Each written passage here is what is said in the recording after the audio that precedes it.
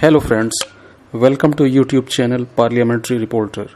This is English Shorthand Dictation exercise number 30 and the dictation speed is 120 words per minute. Ready? Start. Experience is the only source of knowledge. In the world, religion is the only science where there is no surety because it is not taught as a science of experience. This should not be. However, there is always a small group of men who teach religion from experience. They are called mystics. And these mystics in every religion speak the same tongue and teach the same truth.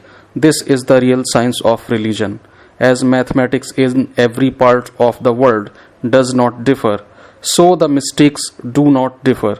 They are all similarly constituted and similarly situated. Their experience is the same, and this becomes law. In the church, religionists first learn a religion and then begin to practice it. They do not take experience as the basis of their belief. But the mystic starts out in search of truth, experiences it first, and then formulates his creed. The church takes the experience of others. The mystic has his own experience. The church goes from the outside in. The mystic goes from the inside out. Religion deals with the truths of the metaphysical world just as chemistry and the other natural sciences deal with the truths of the physical world. The book one must read to learn chemistry is the book of nature. The book from which to learn religion is your own mind and heart. The sage is often ignorant of physical science because he reads the wrong book, the book within. The scientist is too often ignorant of religion because he too reads the wrong book, the book without.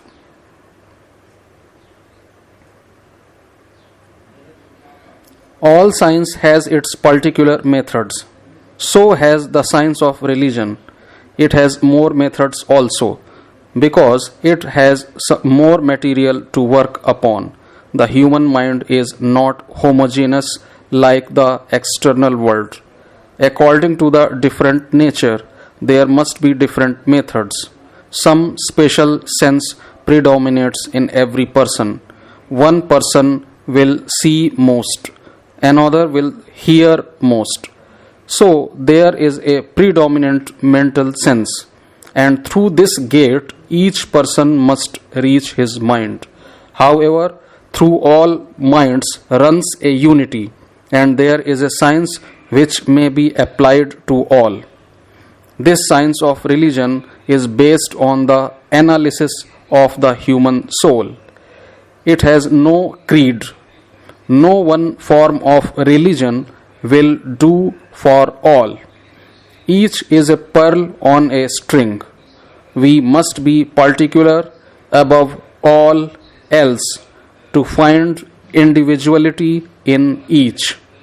No man is born to any religion. He has a religion in his own soul. Any system which seeks to destroy individuality is in the long run disastrous. Each life has a current running through it, and this current will eventually take it to God. The end and aim of all religions is to realize God. The greatest of all training is to worship God alone.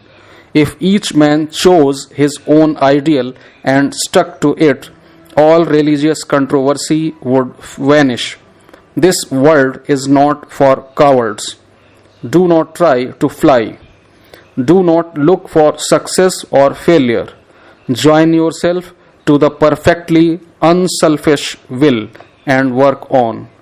You must know that the mind which is born to succeed joins itself to a determined will and perseveres. You have the right to work, but do not become so degenerate as to look for results. Work incessantly, but see something behind the work. Even good deeds can find a man in great bondage. Therefore, you should not be bound by good deeds or by desire for name and fame. Those who know this secret pass beyond this round of birth and death and become immortal. The ordinary sannyasi gives up the world, goes out and thinks of God. The real sannyasi lives in the world but is not of it. Those who deny themselves live in the forest and chew the cud of unsatisfied desires are not true renouncers. Live in the midst of the battle of life. Anyone can keep calm in a cave or when asleep. Stand in the whirl and madness of action and reach the center. If you have found the center, you cannot be moved. The idea of psychology in the West is very much degraded. Psychology is the science of sciences, but in the West it is placed upon the same plane as all other sciences, which means that it is judged by the same criterion of utility. How much practical benefit will it do humanity? How much will it detract from our rapidly increasing pain? Such is the criterion by which everything is judged in the West. People seem to forget that about 90% of all our knowledge cannot be applied in a practical way to add to our material happiness or to lessen our misery. Only the smallest fraction of our scientific knowledge can have any such practical application to our daily lives. This is so because only an infinitely small percentage of our conscious mind is on the sensuous plane. We have just a little bit of sensuous consciousness and imagine that to be our entire mind and life. But as a matter of fact, it is but a drop in the mighty ocean of subconscious mind. If all there is of us were a bundle of sense perceptions, all the knowledge we could gain could be utilized in the gratification of our sense pleasures. But fortunately, such is not the case. As we get further and further away from the animal state, our sense pleasures become less and less, and in a rapidly increasing consciousness of scientific and psychological knowledge, our enjoyment becomes more and more intense, and knowledge for the sake of knowledge becomes the supreme pleasure of the mind.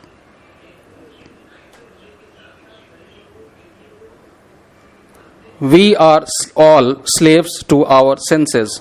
We are slaves to our own minds, conscious and subconscious. The reason why a criminal is not because he desires to be one, but because he does not have his mind under control and is therefore a slave to his own conscious and subconscious mind and to the mind of everybody else. He must follow the dominant trend of his own mind. He is forced onward in spite of himself, in spite of his own better promptings, his own better nature. He is forced to obey the dominant mandate of his own mind. We see this in our own lives constantly. We are constantly doing things against the better side of our nature, and afterwards we upbraid ourselves for doing this and wonder what we could have been thinking of and how we could do such a thing. Yet again and again we do it, and again we suffer for it and upbraid ourselves. At the same time, we think that we desire to do it, but we only desire it because we are forced to desire it. We are all slaves to our own and to everybody else's mind. It makes no difference whether we are good or bad. We are led here and there because we cannot help ourselves. We think because we have to think. We act because we have to. We are slaves to ourselves and to others. Deep down in our subconscious mind are stored up all the thoughts and acts of the past, not only of this life but of all other lives we have lived.